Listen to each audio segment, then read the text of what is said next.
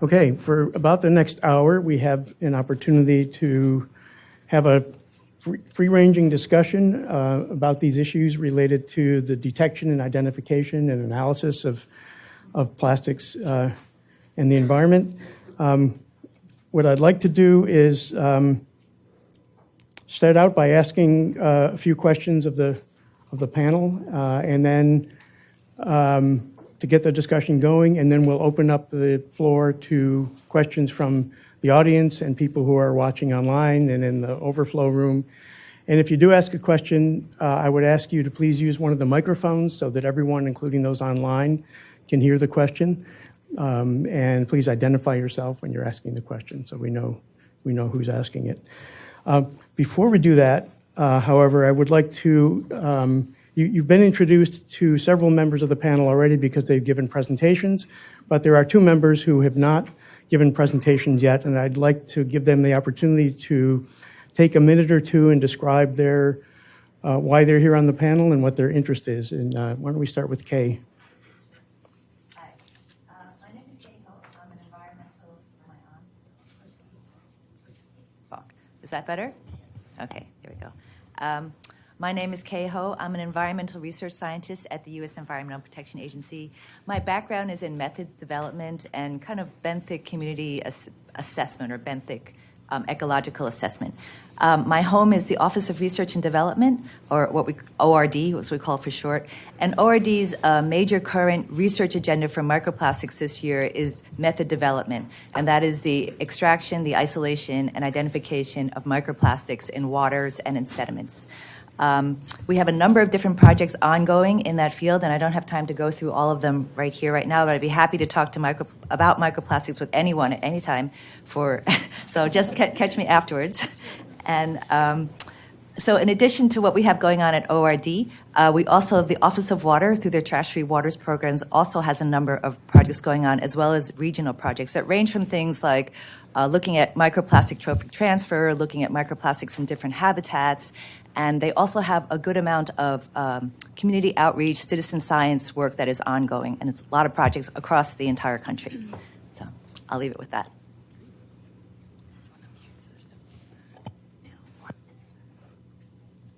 Got it.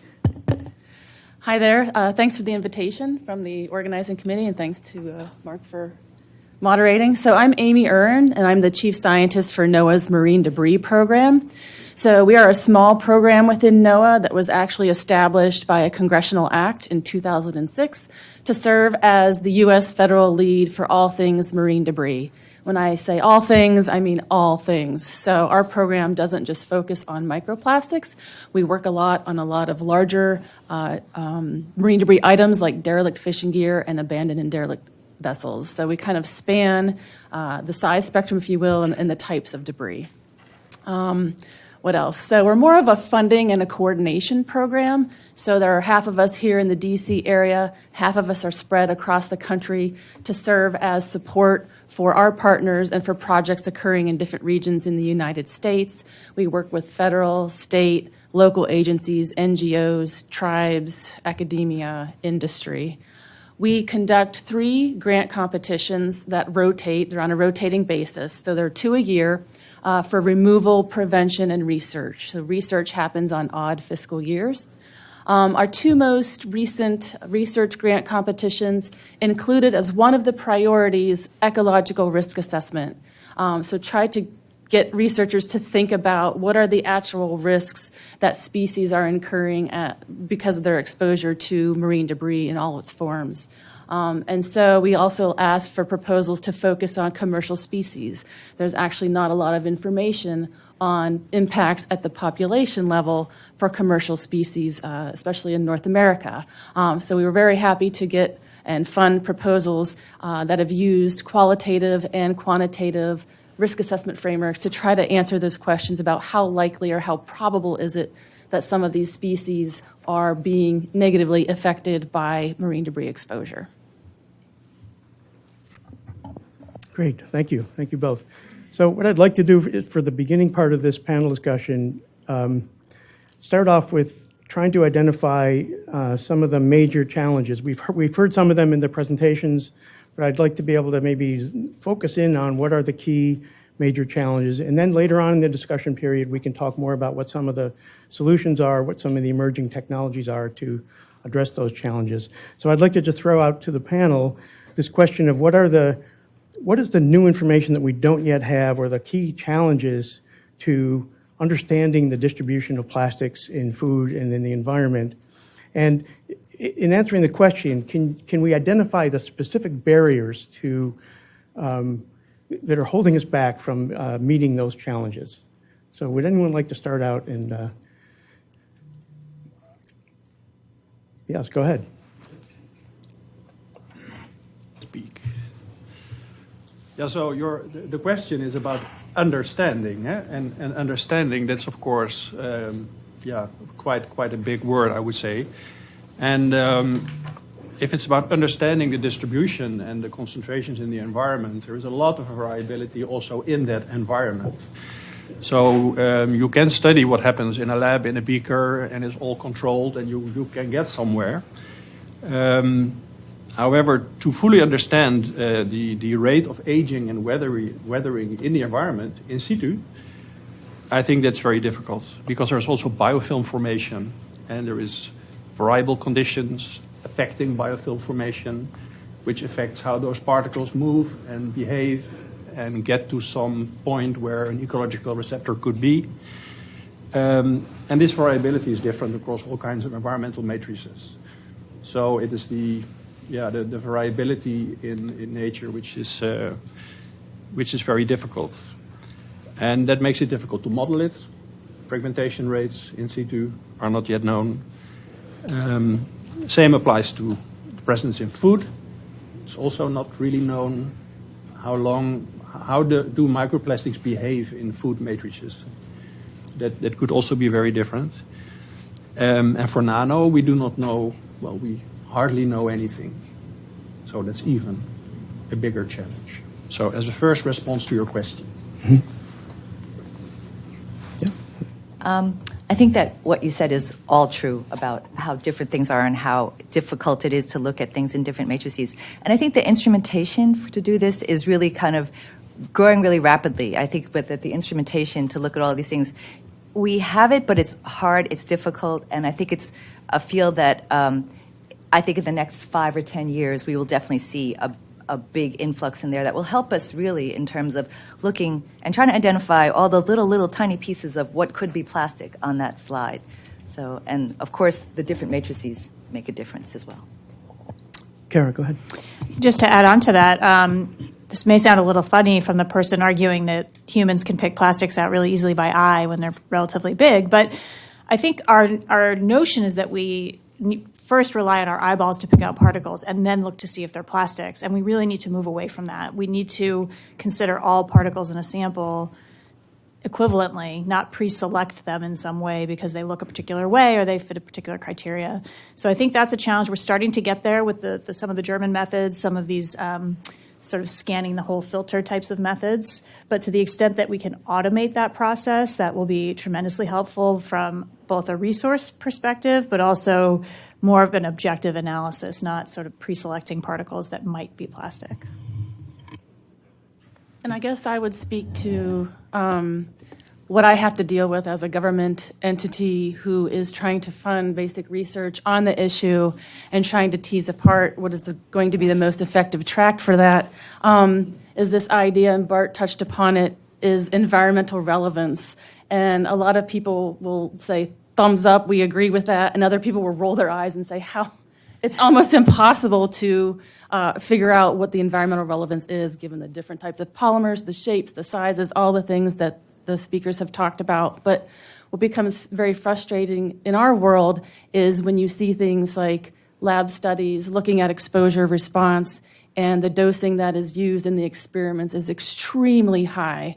And so we ask for folks, well, why are you using that concentration and why are you using that particular polymer?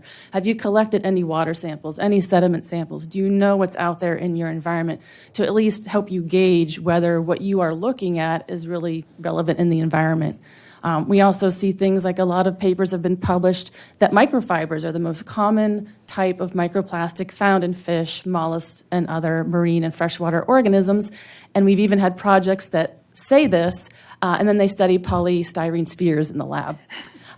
So that's the kind of things that we have to deal with. So environmental relevance, I think, is really important, especially when you get down to the lab work.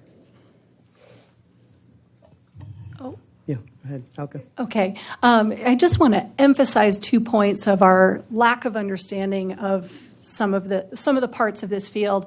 Firstly, when you think about the international research communities and the NIST laboratory here in the United States, we may have the ability to measure microplastics, but we're just beginning to think about how we would. So when you talk about an emerging science, I mean, we're right on the forefront of that.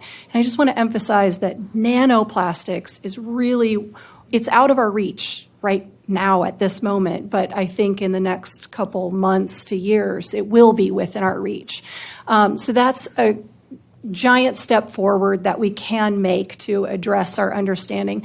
Another point that I'm dying to make is this apples to oranges situation that we have in the data. I know that I spent a lot of time trying to compare my data in Hawaii, what is the concentration of plastic in the Hawaiian environment to elsewhere across the world. And I can pull the literature, but every single paper is using a different unit of measurement of quantity, whether it's counts a particle per square kilometer of surface water, is it milligrams of polyethylene per gram of sand. So you can't compare all of these things. And the best thing people could do is put out every single possible unit in your paper so that things can be back calculated and corrected in other units that might be out of reach for other people. With regard to so you mentioned you're beginning to be able to measure microplastics, but nanoplastics are out of reach. Just to put some specificity on that, what is the current lower size limit for identifying polymer by whatever the best available technology is? Right. So the microscope FTIR can get down to 10 micrometers. The Raman microscope is maybe 1 micrometer, a little bit lower, but those two are the common techniques that we're trying to use for microplastics. They do not reach below the 1 micrometer range. Yeah, Bart, go ahead. Can I add to that? So nanoplastics are used to calibrate, for instance, field flow fractionation instruments. So that you buy nanopolystyrene and you use that to calibrate field flow fractionation instruments. And these can be coupled to, for instance, pyrolysis, GCMS, or TGA. And these are some directions in which some research groups internationally are thinking to get to these lower concentration ranges for environmental samples. Because if you calibrate your instrument in the lab, it's in a clean matrix. So I agree very much with what you said, Jennifer, that it's not done yet, but it seems to be within reach somehow, especially for rather clean matrices. Yeah, so if I would think of where would probably the first report come from, then it would be from a very clear water sample or for drinking water, where it's relatively easy to do these measurements. Mm-hmm. Go ahead, Elke. Just to add on this, it may be that we have 1 or 2 of those materials, but I'm sure they will be something 30 nanometers or 14 nanometers. We have the problem in the nanomaterials range that we have a definition of 1 to 100, but most of the instrumentation can just stops at 40 nanometers. So what is, and I think this is all the crux about it, what we are talking about it. What is the span of the size? And does it really, and then we have to understand, I mean, think about the costs. I mean, it will cost a lot of money to go and measure these very low levels. What is then really the impact? Do these materials really have, at what size they would be toxicologically relevant? Amy said also we need to have more harmonized protocols. Maybe how much do we bring in when we do tox studies? This is nothing new, I would like to point out. We have this on normal chemicals. I even don't talk about nanomaterials. Normal toxicology, we are discussing things a lot of time and long time. Costs us a lot of money. I just would like to remind you of bisphenol A, how many studies we have done, and what are the conclusions worldwide now on this. We are not yet sure about it. So we have a whole, I would not be so confident saying, when we talk, again, I think we need to work also on the definition. But again, if you work on definition, we should know where is the tox. Does it really matter that we can neglect, or do we need to include? And I think there's so many unknowns. I don't know the solution on that, but I just put this on the challenges on top.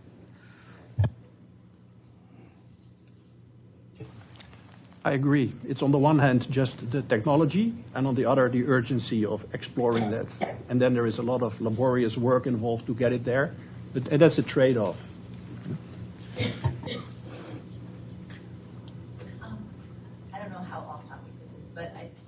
I don't know how off-topic this is, but when you talk about engineered nanomaterials, I think that the definition of that from 1 to 100 nanometers is because of the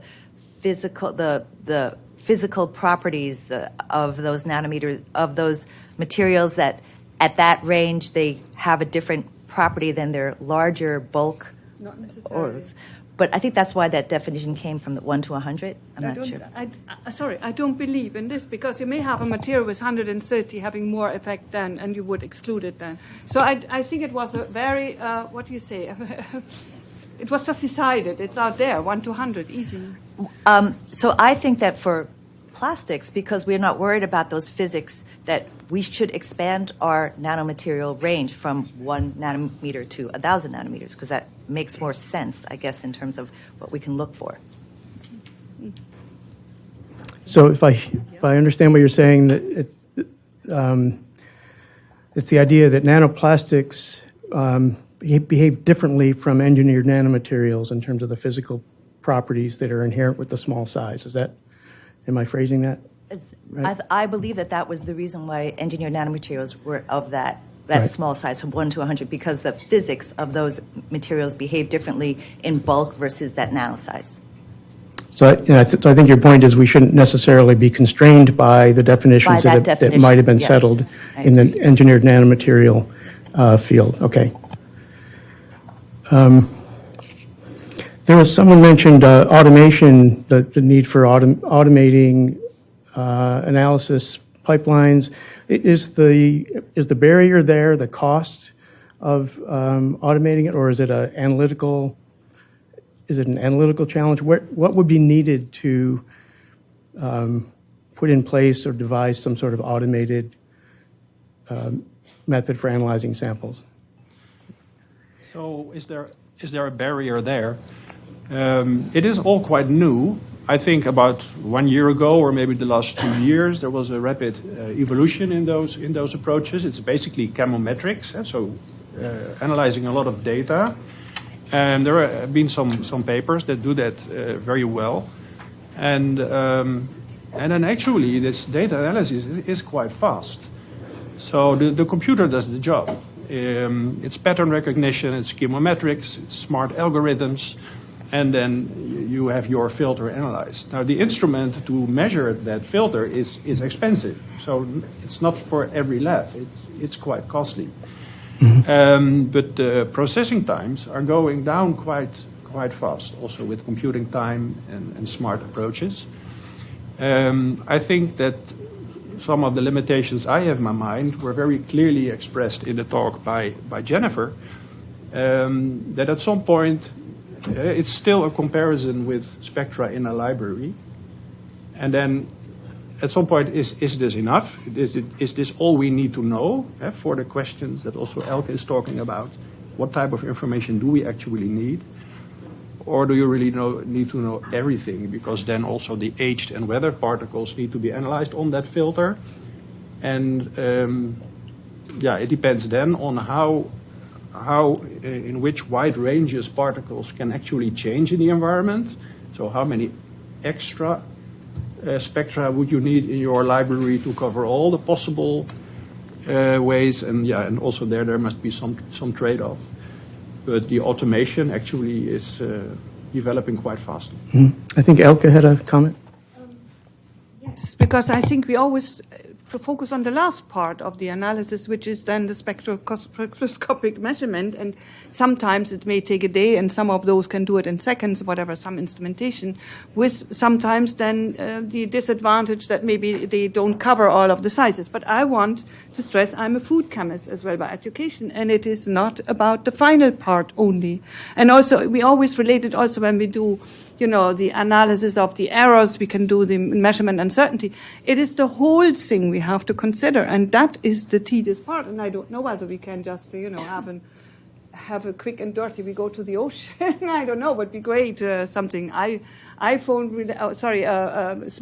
related, or, there's lots of developments in the food area now to have these quick methods, but I think we are far away from this. And we should not, and this is also what we do in the nano area, we focus too much on the sophisticated part in the end, which is very costly. An instrument costs maybe 200,000 and 500,000. What is it in comparison to the whole time you're spending on technicians in order to do the cleanup, etc.? This is sometimes we talk about the wrong things. This is I would like to bring us back. We have to have the holistic part in view.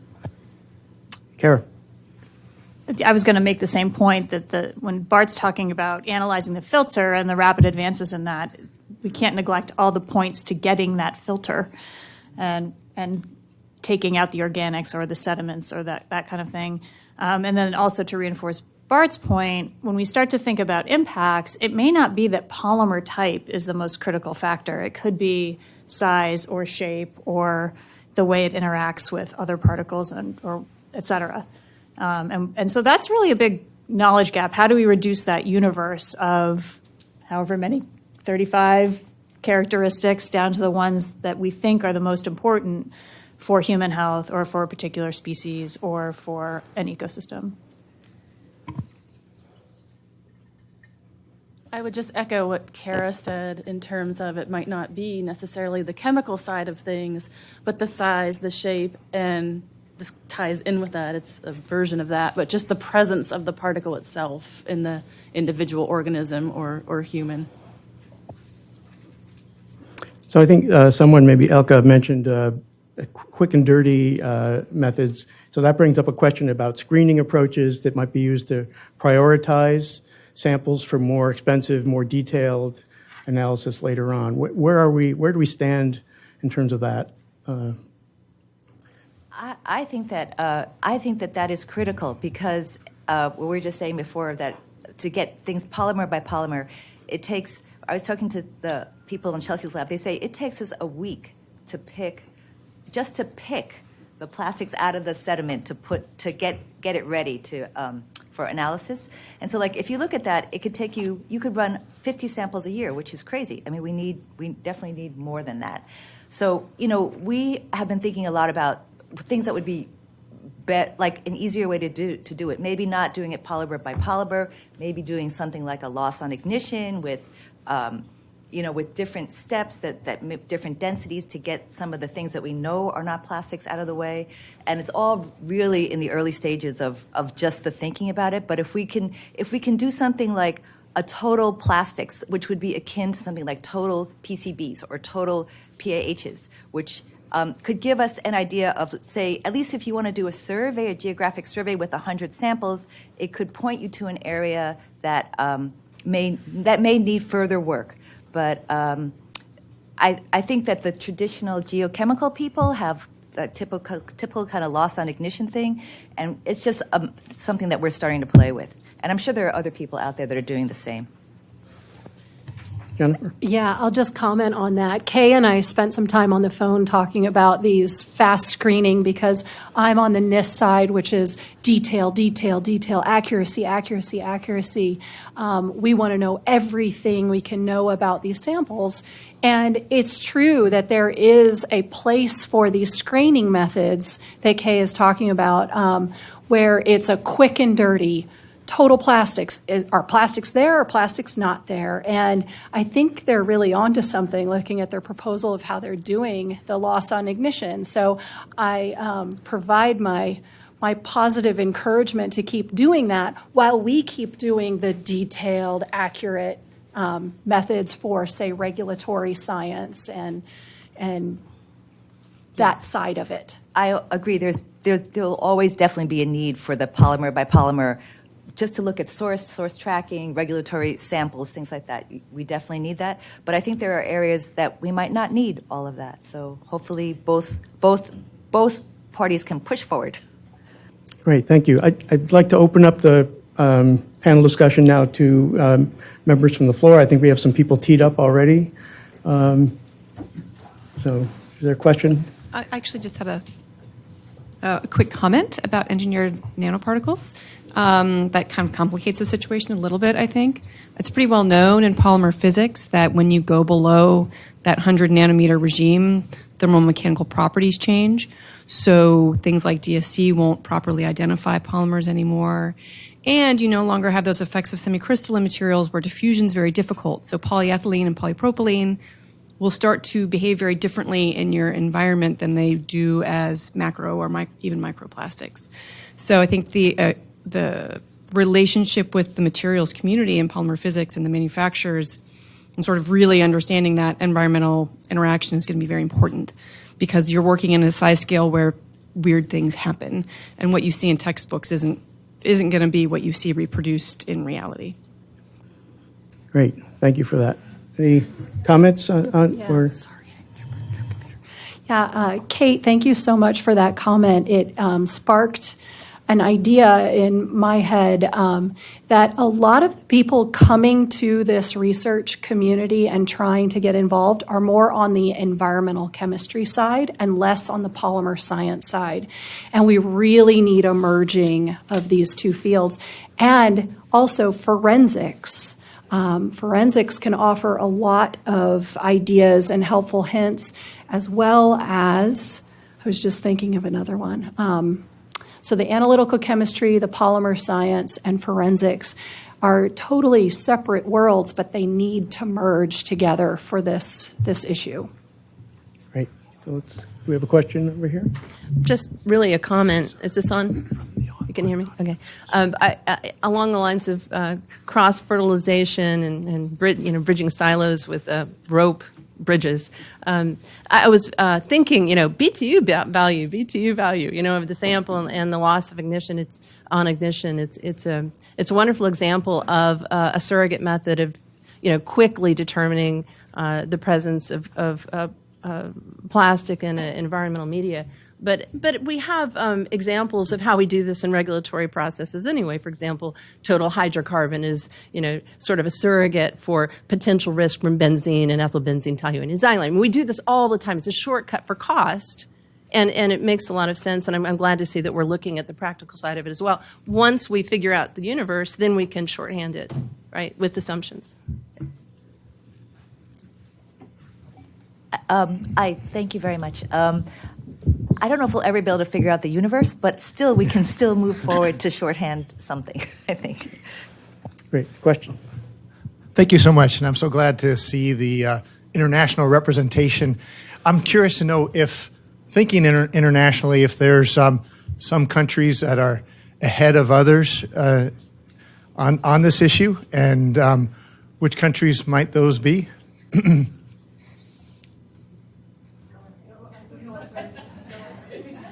Europe is vastly far ahead of us, and I would argue probably also Asia. China and Japan have huge programs studying microplastics, but I think Europe is really paving the way, and maybe Bart or Elke wants to comment on, there's massive investment in research into plastics, environmental plastics. Specifically now, I can say with our new European Commission president and putting the Green Deal so much out, there will be lots of money now coming through the European Research Project. Horizon 20 is now more or less phasing out. The next program is coming, and lots of money yet still has to be spent on, has been pulled together for the green, everything which is related to the green, and I'm sure there will be lots of resources from the European part going into that. But looking into the review article we made, on what we find in the food, whatever, yeah, maybe it's right. There are many groups in the European Union, but there are many groups worldwide as well working on that. I mean, I think we need all to work on this together, whether one is first or a bit more advanced. The only thing is maybe the European Union has set very ambitious targets, as I laid it out. So maybe if we would do this everywhere, we would move better forward. But not and on the other hand, maybe saying it's even not true what we find there. So I think it's very important that we all recognize this issue and. Thanks. I would just add from the perspective of the U.S. being a federal agency that is supposed to work on marine debris, and we do. And as you heard earlier, it runs the spectrum of size classes and debris types and so forth. And our facility or our program does not have an analytical lab, so we are funding others to do this work. And we have several other mandates within the Act of activities that we have to participate in and engage in and lead. So just to give an example, I mean, Elke didn't throw out numbers, but our program's budget last year was $7.5 million. And we have a staff of 22 people.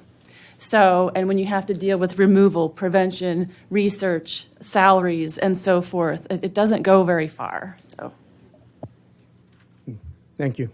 Question. I'm Bill Zamboni from the University of North Carolina. Like Anil from the FDA, I've been involved in nanoparticle and polymer drug development for 25 years. So I think this group can apply a lot of the technology and knowledge that we've been struggling with and now have some breakthroughs in the last couple of years. And that goes from analytical chemistry to measure polymers to also phenotypic methods where we can evaluate the interaction of different polymers and particles with the immune system, right? Some of these particles are going to be pro-inflammatory, some are going to be immunosuppressant. And so you can do that as part of screening studies and part of very detailed studies once you get to that stage. So I would encourage this group to really reach out to that nano drug development and polymer pharmacology groups. They have a lot to add. Thank you. Any comments about that? I fully agree, and I think we should work much more closely together and learn of what we have in the other part. Okay. Great. Question? Hi, I'm Rebecca Chaldy from World Wildlife Fund. Can you hear me? Thanks so much for the discussion so far. Just had a bit of a higher level question related to one of the research gaps that, Kara, you teed up in your talk regarding challenges having a robust understanding of where in the environment is microplastics. So with some of the examples you showed. So if there were to be one or a couple of the most important strategies you think to kind of get us to a better understanding of that as quickly as possible, what do you all think that those would be? Thank you. That was the one little note I made ahead of the discussion that I wanted to make. And actually, Bart's talk made me think of a separate side of this. But my initial thought was that, and I'm a physical oceanographer, right? I'm not a toxicologist. I don't know anything about environmental health. I love the previous comment. I want to draw upon what everybody in the room knows. But I'm thinking from a human health perspective, or if you're thinking about a particular species, understanding where the greatest exposures lie, that seems to me to be the first step is, as a human, I breathe more air than drink water, and I drink more water than eat seafood. So from a human health perspective, it seems to me, what am I breathing in is a good question. And then the next step is, okay, of those particles that are in the air, which of those are likely to be retained if I ingest them? And then of what's retained, what's likely to be most harmful? So I can sort of see that logical progression. Now, the flip side is what Bart presented this morning, which was, let's look at what's retained. That's already been selected as being bioavailable. So those are sort of two sides of the same coin, I think. That might be one approach. Thank you for that question. I may come from a bias because I'm a benthic community person, but I think that ultimately the sediments are going to be the ultimate sink for all of those microplastics sooner or later. And everything coming from river, air, everything will eventually make their way to marine sediments, as we believe most other things do. So I don't know if you can look at a specific matrix, but I think that those methods and that matrix is an important one. Okay, I want to go back over here and take a couple questions from this side of the room. Thank you. I'm Jennifer Roshetsky. I'm an environmental epidemiologist at the Uniformed Services University. And that was a great segue into my question, which is based on Bart's nice three-dimensional graphs of size, shape, and polymer. And, the circles that you drew for maybe a bird and the humans. And my question just is, how much do we know, or do we know anything about the bioavailability and the fraction that's relevant to humans? Or would that require further studies, like we see being done in the stool and hopefully someday soon in serum samples? Thank you for that question. That's the $6 million question, I think. So in this talk, it was more like the concept, the thought, so more like an invitation. Is this worth something to think along these lines?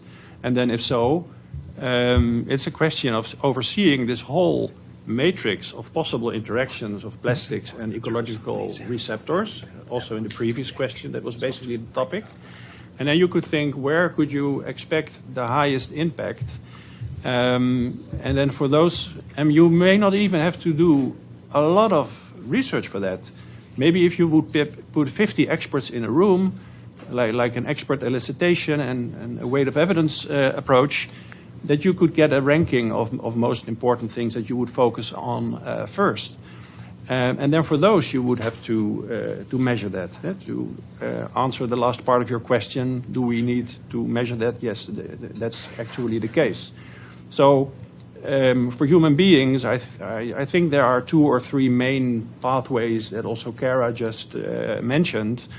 Inhalation and drinking and eating. And so what are the concentrations in those diet components, and could they cause harm? And then it's very important to also bring into the picture, we are exposed to plastic, but we're also exposed to many other things that sometimes are in a way similar to plastics. So oversee the whole range of things that we ingest, the chemicals, but also the particles. Because there's also soot in the atmosphere, and there's all kinds of other particles. And I think it's also very relevant to know what is the added impact due to plastic besides these other worries that we also rightfully have already. Okay. Maybe to make it a bit more complicated, each human being is different, and exposure is very different, and living in different environments. So again, all of this will be very complex to understand. Even if you would take, can we do representative stool samples, for example? What would it really be? I would have my doubts. We have seen already the figures on the oceans, how diverse the situation there is. But if you think about what we are all exposed in different ways, and it's not only the microplastics. But maybe having more engagement from the citizens. I think in the Netherlands you have your people collecting beach samples, etc. Maybe we should have develop some filters we are wearing on us in order to see what we are exposed individually. There could be some approaches. Again, afterwards somebody has to measure this. This cannot be done by. Therefore, again, the quick and dirty or screening methodology. There's lots of things to be done in this respect. Feeding into that, you could consider perhaps populations of humans that might be more heavily exposed to things like inhalation. So individuals that are working in industries that are creating things that are generating fibers and particles, like if you're making surfboards or cigarette filters or fabrics and particles, and starting with some studies that look at prevalence of certain deformities, whatever, diseases, injuries, whatever, that could be possibly linked to those particles in those populations versus populations that aren't involved in those sort of activities. Waste management is another one in other developing countries where a lot of burning is occurring. So we're talking about the particles themselves, but the particles after burning releasing all these toxic chemicals and folks exposed to those. So it's not, in that case, it's not just the particles, it's the chemicals. Yeah, it's complicated. This we're is just a adding great, more complication to it. This is a really good discussion thread. I think it's tending towards some things that we're going to get into, I think, in more detail this afternoon. So I want to cut it off at that point, but we've had some questions come in online, and I want to give them a chance to be heard. One is specifically directed to Kara. It has to do with what information there is on the depth distribution of microplastics in the ocean. That's a great question. Of course, the sea surface is the easiest place to sample. That's where we spend our time. We do have information close to the surface in the upper tens of meters, and we know that even buoyant microplastics can be mixed down by the wind energy blowing at the sea surface. Down to tens of meters, and when the wind stops blowing, they'll float back up to the surface. But there have now been a few studies looking even deeper down into thousands of meters or the seafloor, and microplastics have been detected. I think mainly we're seeing the smaller particles. It's, I think, a pretty robust hypothesis that at a certain point when we're thinking about microfibers, they are not being transported the same way in the ocean as the particles that we collect in our plankton nets. The particles we collect in our plankton nets we assume are transported just passively by ocean currents and mixed down by the wind, et cetera. But when you talk about microfibers and smaller particles, I don't think they're behaving, they don't have the same physics. So I think we're seeing more fibers deeper down, even of buoyant materials. But the fibers are also probably more prevalent in general. We have relatively little data below the sea surface. I mean, these really are a handful of studies. Okay, kind of a related question that came in that's open to anyone is, the methods shown for identifying and measuring microplastics seem very labor-intensive and time-consuming. Are there any methods for in situ detection, identification, and sizing of microplastics in the ocean, in beach sand, for example? So this, I think, to some extent gets back to the screening question, but maybe more on in situ sensors of some kind that could be deployed in the ocean, or you might imagine in drinking water streams to monitor.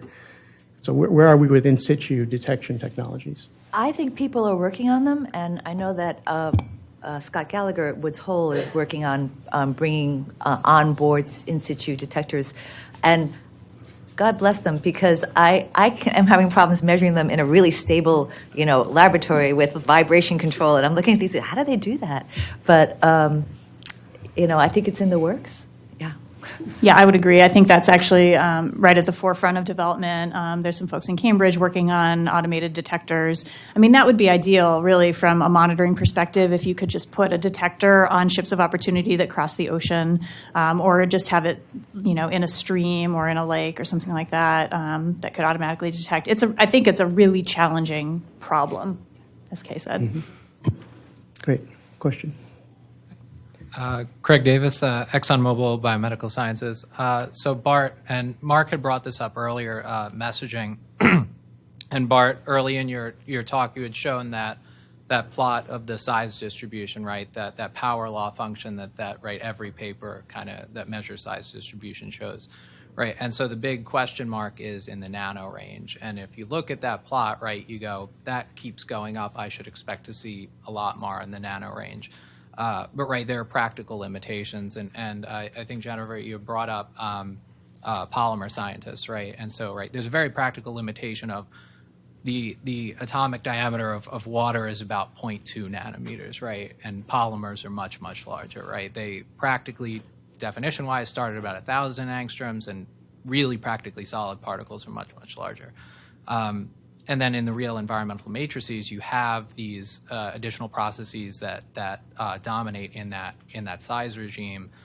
So I guess my question is, can we use our knowledge of polymer science, our knowledge of particle physics at that size to kind of steer or narrow the aperture when we talk about the context of nanoparticles in terms of risk assessment, in terms of exposure assessment, and can we use that to kind of guide the development of the analytical methods and the sort of practical application of those methods to environmental samples? Yes. Yes. It's comments like that need to be injected into this field. I mean, we're just at the beginning of thinking about it, and we need more of this kind of cross-pollination. And the answer is yes. Thank you for the comment. And can I add another yes to that? So 2 votes already. But so there's also a lot of information with companies, with industry. And that would also be great somehow if that could flow into the wider community to answer some of those questions. So how are products made, and what are the essentials of why certain decisions were made? It has to relate somehow to what these particles do. So yes, it's a very intriguing question. How far more to the left-hand side that extrapolation would work? Would it go to the now? My intuition says it doesn't. There is some place where it will deviate, because the behavior becomes very different from the bulk material, like was also commented on in a question earlier. But also that if it would remain like nano and behave differently, then still due to destabilization and aggregation, what we think of as typical nano behavior would not apply to this aggregate particle anymore. So for the way we would have to treat it in all kinds of effect and fate assessments would still maybe look more like how we would do it for larger particles, because it's in there somehow. So these are two dimensions of uncertainty that play a role at the left-hand side of that graph, I think. So, Craig, can I ask, do you have a suggestion for what the lower limit of where we should be cutting off the focus on nano? No, I'm very curious to if any of you have any thoughts on that from an experimental standpoint, just in terms of where you think sort of soluble chemistry takes over, or in your experience with other maybe difficult to test substances, right? There are other substances, surfactants, hydrocarbons that fall into that range of, it's not quite a soluble chemical. Maybe it's a polymer, but it's not a solid particle. So do you guys have any experience, or can you speak to that maybe a little bit? No, but I think the gentleman discussing drug delivery probably has some insights into all that. That's a great coffee break discussion. Mm-hmm. Yeah, I also don't have the answer to your question. I am seeking that answer, and I think other people cross-pollinating. The one category of science that it escaped me earlier when I said we need a merging of environmental chemistry, polymer science, industrial polymer science. The opening of the door of Chevron Phillips to me at NIST has been phenomenal. I have learned so much by just talking casually and professionally with their scientists. And so I can't stress enough how important that is to have all stakeholders at the table and talking. Great. Let's go over here to a question. Hi, Wei Shui Chu, Texas A&M. I'm a member of the overall standing committee. I guess I'm totally new to this area, and I come from more chemical risk assessment. But I was wondering, first, just a comment sort of summarizing what I'm hearing is that there's physical properties of these materials, there's chemical properties, both in terms of the polymer, the additives, and potential absorption from the environment. And even if you are able to reduce the dimensionality of the physical properties to 13, you still have a very high dimensional space of the universe of microplastics.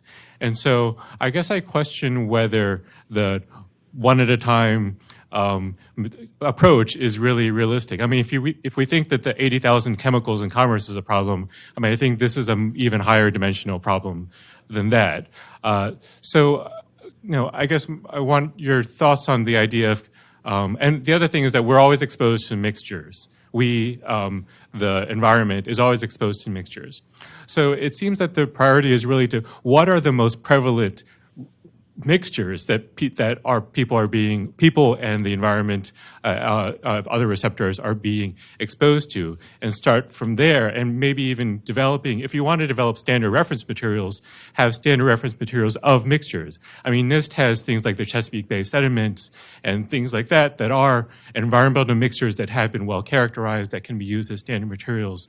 So, and use that to help prioritize in terms of toxicity testing and going on to the effects side.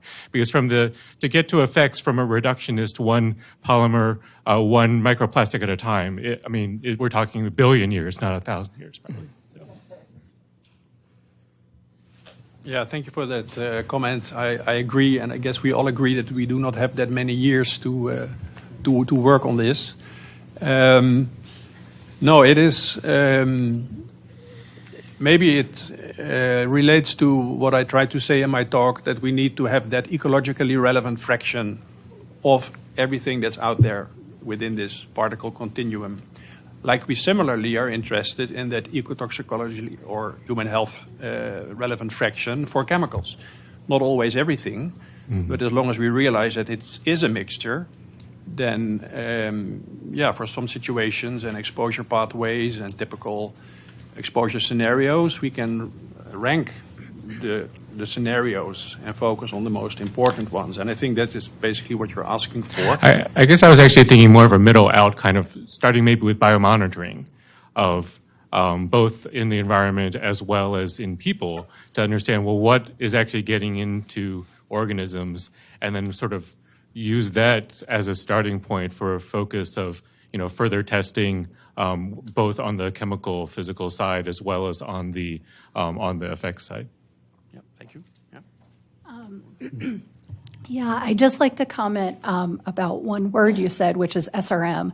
So the NIST standard reference materials that are available, I should mention that NIST has standard reference materials that are made of sediment, as you mentioned. We have soil, we have urban dust, and we have sewage sludge.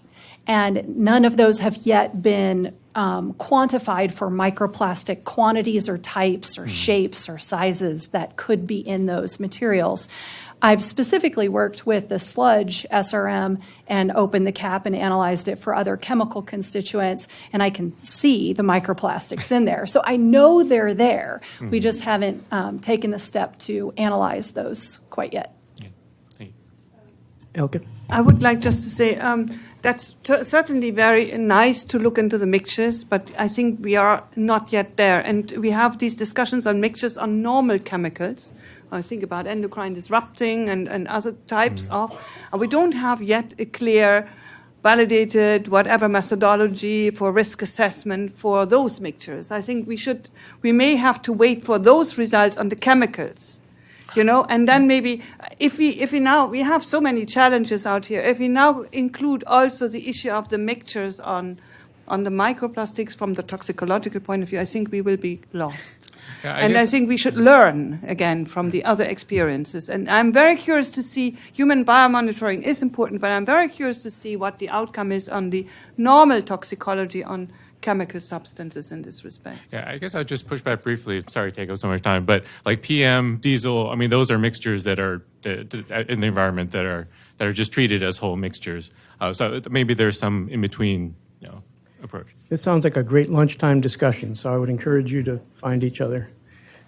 Hi, John Ballas with NIEHS. So I have a kind of a two-part question that builds on the last two a little bit.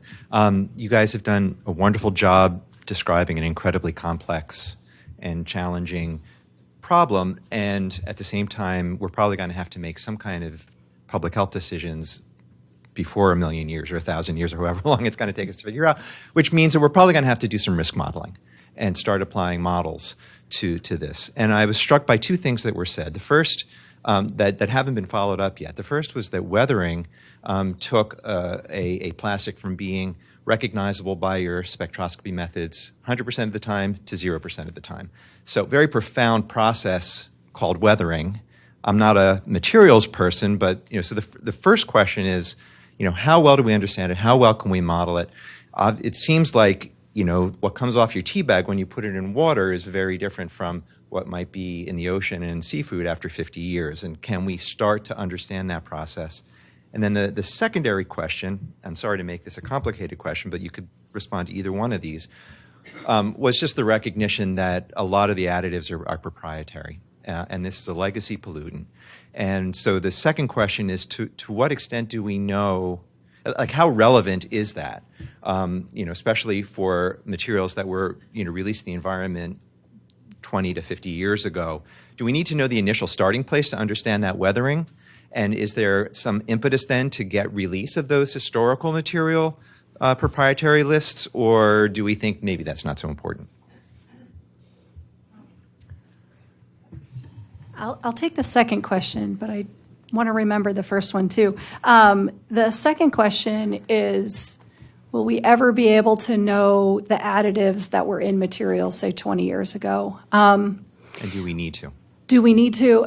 In my laboratory, we have needed to know that. And we've gone straight to the manufacturer of a material and we said, this old spectral library that we have has this additive. We're seeing the additive in it.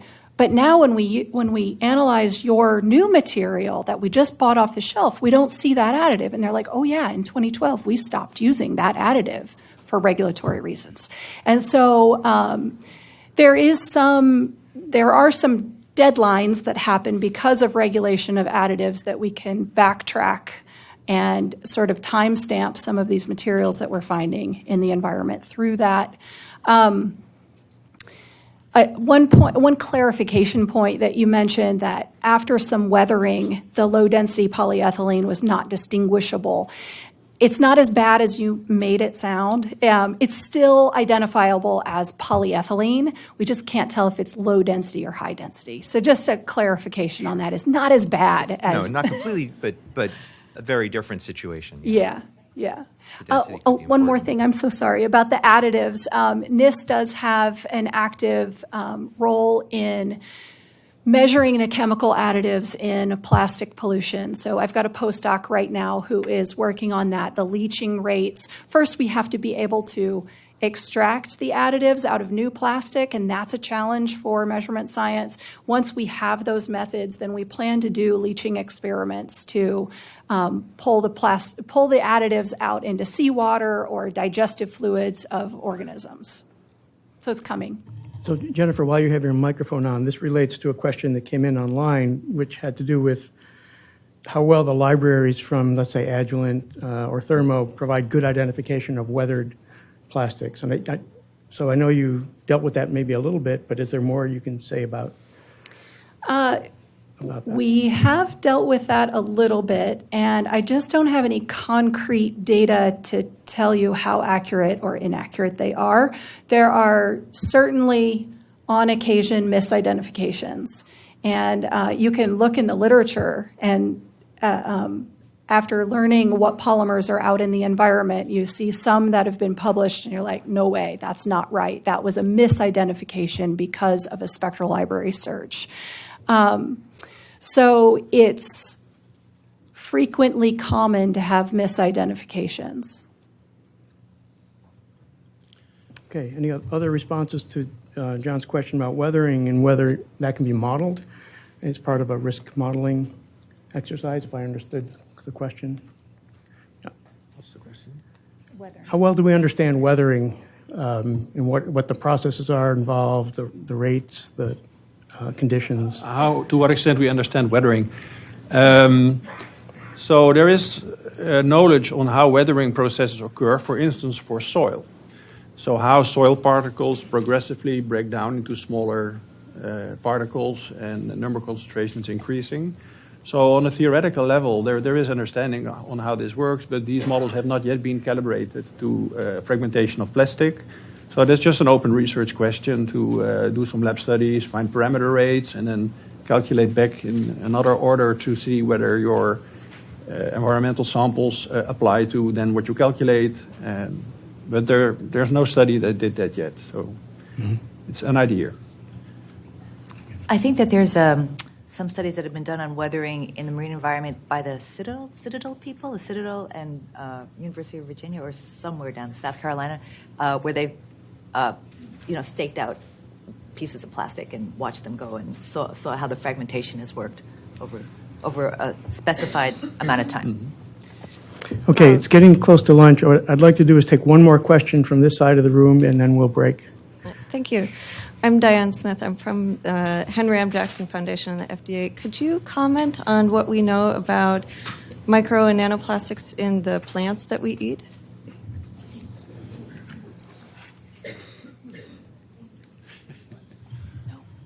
There's always a comment possible, and in this case it would be we know very little about that. So that would be just be my memory, but maybe there's a handful of studies that look at effects. I would not know now just by heart whether they also, or some of them checked whether they were taken up. does not directly ring a bell in my memory that they did, but I should be careful here. Yeah, so the connection would be, or the pathway would be biosolids being applied to fields or irrigation water. And I also can't think of the author off the top of my head, but if you get my card, I've seen 1 or 2 papers looking at plant uptake and impacts at the root level. So I'm sorry, I can't think of it right now. It doesn't get to your question of then human ingestion and what happens, but I think folks on land are starting to make those connections and also start looking at the issue.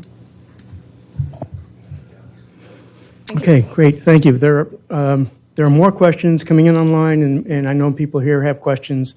I think some of these questions may get addressed in the afternoon discussion session, which deal with some similar issues about plastics and food, et cetera. So I would like to thank all of you and thank the speakers and panelists this morning for a really interesting discussion.